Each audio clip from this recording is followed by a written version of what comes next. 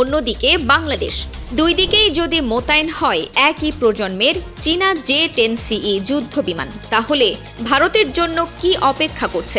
2025 সালের ভারত পাকিস্তান সংঘর্ষে পাকিস্তানের J-10CE এবং PL-15 ক্ষেপণাস্ত্র বিশ্বজুড়ে আলোচনায় আসে। সেই ঘটনার রেশ কাটতে না কাটতেই নতুন খবর, বাংলাদেশও চীনের কাছ থেকে J-10CE যুদ্ধ বিমান কেনার বিষয়ে আলোচনা করছে। ভারতের নিরাপত্তা বিশ্লেষকদের একাংশ বলছেন, এটি বাস্তবায়িত হলে দক্ষিণ এশিয়ার আকাশে শক্তির ভারসাম্যে বড় পরিবর্তন আসতে পারে। কিন্তু প্রশ্ন হলো, বাংলাদেশ কেন এই বিমান কিনতে চাইছে?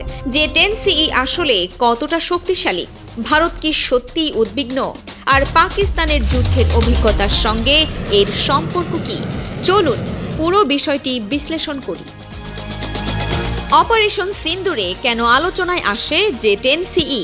2025 সালের মে মাসে ভারত ও পাকিস্তানের মধ্যে কয়েকদিনের তীব্র সামরিক সংঘর্ষ হয়। এই সংঘর্ষে পাকিস্তান জানায় তারা J-10CE যুদ্ধ বিমান ব্যবহার করেছে। সংঘর্ষের পর আন্তর্জাতিক সংবাদ মাধ্যমে, বিশেষ করে রয়টার্স জানায়, মার্কিন কর্মকর্তাদের মতে অন্তত একটি ভারতীয় রাফাল যুদ্ধ বিমান ভূপাতিত হয়েছিল। তবে মোট ক্ষয়ক্ষতি নিয়ে ভারত ও পাকিস্তানের দাবি ভিন্ন এবং সব তথ্য স্বাধীনভাবে যাচাই করা সম্ভব হয়নি। এই ঘটনার পর বিশ্বের নজর পড়ে চীনের J-10CE প্ল্যাটফর্মের দিকে। কারণ দীর্ঘদিন ধরে পশ্চিমা প্রযুক্তির বিপরীতে চীনা যুদ্ধবিমান কতটা কার্যকর তা নিয়ে প্রশ্ন ছিল।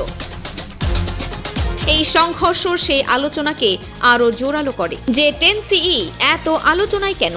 J-10CE হলো চীনের 4.5 প্রজন্মের মাল্টি রোল ফাইটার। এতে রয়েছে AESA radar, electronic warfare suite, আধুনিক ককপিট, শক্তিশালী ডেটা লিঙ্ক এবং PL-15 BVR ক্ষেপণাস্ত্র। PL-15 এমন একটি ক্ষেপণাস্ত্র যা শত্রুকে চোখে দেখার আগেই অনেক দূর থেকে আঘাত করার সক্ষমতা রাখে। বিশেষজ্ঞদের মতে আধুনিক রাডার ও দীর্ঘ পাল্লার মিসাইলের সমন্বয় J-10CE কে তুলনামূলক কম খরচে একটি শক্তিশালী প্ল্যাটফর্মে পরিণত করেছে।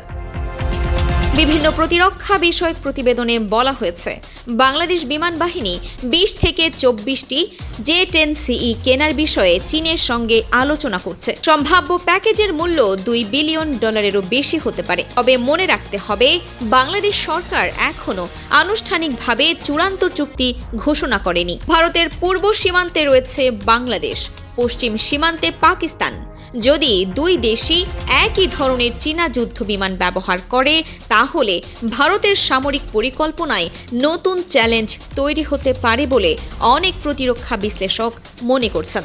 বিশেষ করে শিলিগুড়ি করিডোর, যেটিকে চিকেন স্নেক বলা হয়, সেটি ভারতের জন্য অত্যন্ত গুরুত্বপূর্ণ। তবে এটি উল্লেখ করা জরুরি, ভারতের সরকার আনুষ্ঠানিকভাবে বলেনি যে তারা ভয়ে কাঁপছে, বরং বিভিন্ন বিশ্লেষক ও সংবাদ মাধ্যম সম্ভাব্য কৌশলগত প্রভাব নিয়ে আলোচনা করেছে। বাংলাদেশ J-10CE কিনবে কিনা সেটি এখনো আনুষ্ঠানিকভাবে নিশ্চিত নয়, কিন্তু আলোচনাটি প্রমাণ করছে দক্ষিণ এশিয়ার প্রতিরক্ষা প্রতিযোগিতা দ্রুত বদলাচ্ছে।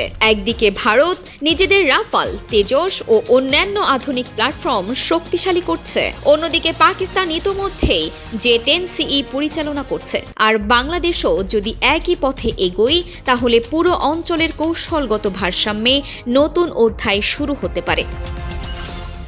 আপনার কি মনে হয়, বাংলাদেশের জন্য J-10CE কি সঠিক সিদ্ধান্ত হবে, নাকি অন্য কোনো যুদ্ধ বিমান আরও ভালো বিকল্প?